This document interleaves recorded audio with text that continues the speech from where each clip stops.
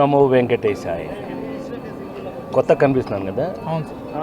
మరి కల్కికి వచ్చేసిన తర్వాత ఇంకొత్తగా మారాలి కదా, వయసును బట్టి మారాలి. ఎన్నిటికీ కారణం ఆయనే.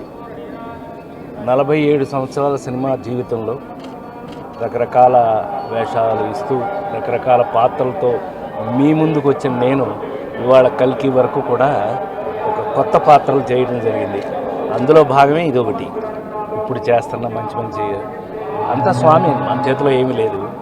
అది అప్పుడప్పుడు ఆయనకి థ్యాంక్స్ చెప్తూ ఉండాలి, అది మన బాధ్యత. ఇవాళ వచ్చింది ఆ పనికి. సో ఒక కొత్త రాజేంద్ర ప్రసాద్ని మళ్ళీ మీరు చూడడానికి ఆయన బ్లెస్సింగ్స్ కోరుతూ వచ్చాను. మీ అందరికీ తెలుసు, ఆయన వేసిన భిక్ష రాజేంద్ర ప్రసాదము, ఆ కాటేజ్ కూడా ఎలా ఉందని అప్పుడప్పుడు చూడటం నా బాధ్యతగా.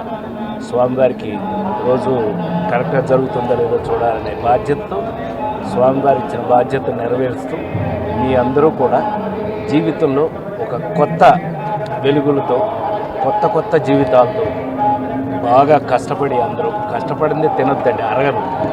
కష్టపడి తింటేనే అరుగుతుంది. ఇప్పటి వరకు నేను పనిచేస్తూనే ఉన్నాను. షూటింగ్ నుంచే వచ్చాను, షూటింగ్కే వెళ్తాను.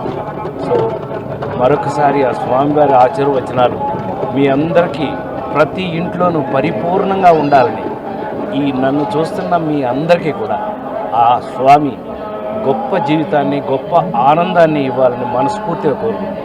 ఓం నమో వెంకటేశ్. నెక్స్ట్ స్టేజ్ అంటే మూవీ ఇప్పుడు షూటింగ్ అన్నారు, అది ఇప్పుడు జరుగుతున్నది.